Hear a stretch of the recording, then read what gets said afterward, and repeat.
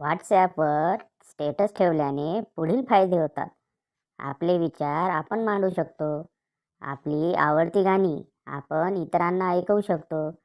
आपल्या सुखदुःखाच्या भावना आपण पोस्टमधून व्यक्त करू शकतो. पण काही जण त्याचा वापर दुसऱ्यांना टोमणे मारण्यासाठी करतात.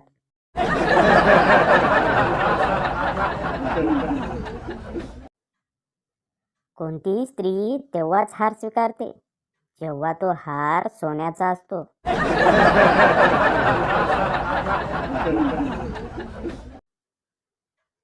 नवऱ्याचा खराब मूड आणि बायकोचा खराब मूड यामध्ये फरक काय आहे? नवऱ्याचा खराब मूड साधारण व्हायरल तापासारखा असतो, ज्याचा प्रभाव फक्त त्याच्या स्वतःपुरताच असतो.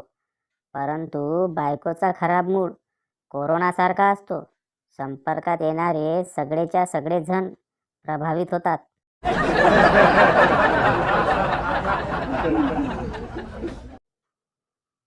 जीवनातील सगळ्यात मोठी चूक म्हणजे बायकोने सांगितल्याप्रमाणे कुकरच्या 3 शिट्ट्या झाल्यावर गॅस बंद करायचा विसरणे.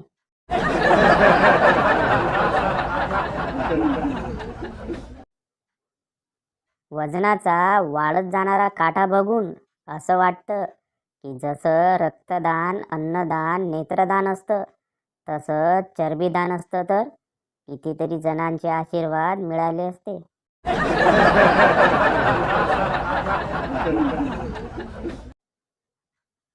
आडगाव गेलो, पाडगाव गेलो, सुंदर बायको मिळेच ना. गेलो पिपरी, आणली झिपरी, तिचं माझे जमेच ना. जमता जमता झालं कार्ट, ते काय बाबा म्हणेच ना.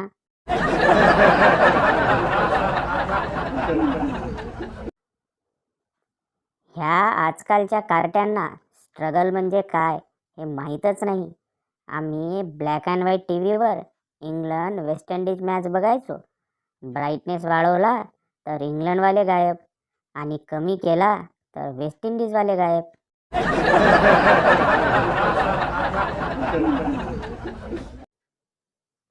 आताच्या काळ्या मुली क्रीम लावून गोऱ्या होतात आणि लग्न झाल्यावर मुलं काळी झाली की बोलतात बापावर गेलंय.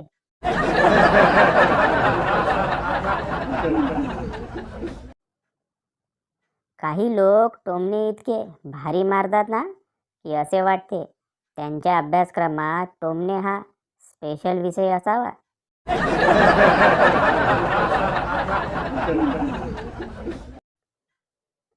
बायको, अहो ही चपाती खाऊन पहा बरं, कशी लागते ते सांगा मला.